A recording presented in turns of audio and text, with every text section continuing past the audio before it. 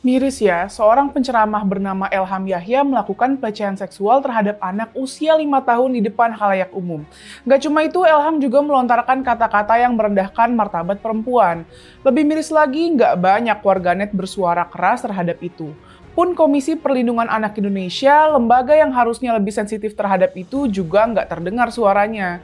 Peristiwa itu terjadi dalam sebuah pengajian di Trenggalek, Jawa Timur pada 4 Desember lalu.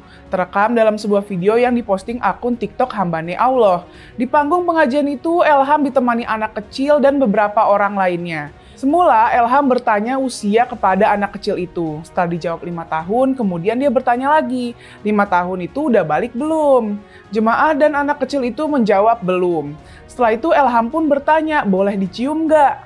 Anak itu pun menjawab tidak boleh. Tapi Elham tetap merayu dengan beberapa pertanyaan. Boleh dipegang nggak pipinya? Boleh dilihat nggak? Semua dijawab tegas tidak boleh oleh anak itu. Penasaran, Elham kemudian menyuruh si anak untuk melihat wajahnya. Setelah dilihat, Elham bertanya lagi, ganteng nggak? Gitu. Anak itu pun tetap menjawab enggak. Kemudian Elham menyuruh membandingkan wajah dirinya dengan ayahnya, gantengan siapa? Setelah itu anak itu menjawab ayahnya. Elham bertanya lagi, cium tipis aja masa nggak boleh? Tipis, ucapnya. Anak itu tetap bersikukuh menjawab enggak. Elham tetap merayu anak itu, bahkan sampai dengan menawarinya uang. Kalau saya kasih uang 100.000 mau nggak? Tanya Elham lagi. Nah, anak itu pun kemudian menjawab mau. Mendengar jawaban itu pun Elham tertawa gembira kemudian melontarkan kata-kata yang merendahkan perempuan. Perempuan itu memang kelemahannya uang, perempuan itu kesukaannya uang. Makanya Pak, kalau perempuan ngamuk, tempelkan saja uang di jidatnya, insya Allah mundur pelan-pelan, ucapnya.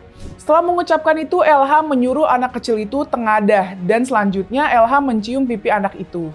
Mirisnya semua adegan itu menjadi bahan tertawaan Elham dan jemaatnya.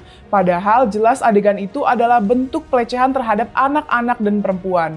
Belakangan semakin banyak saja ustadz-ustadz yang berperilaku buruk tersebar ke publik. Masih segar ingatan kita penceramah terkenal Miftah Maulana atau Gus Miftah melecehkan seorang penjual es teh ucapan goblok. Setelah dihujat warganet, Miftah kemudian meminta maaf dan mengundurkan diri sebagai utusan khusus Presiden bidang kerukunan beragama. Perilaku buruk sebelumnya dilakukan oleh Bahar Smith yang menampar seorang anak remaja. Akibatnya Bahar sampai mendekam di penjara akibat ulahnya. Sebelumnya, pentolan FPI Muhammad Rizik Syihab kedapatan melakukan chat mesum dengan seorang perempuan bernama Firza Hussein. Gara-gara kasus itu, Rizik sampai melarikan diri ke Arab Saudi saat kasus itu mau diproses hukum.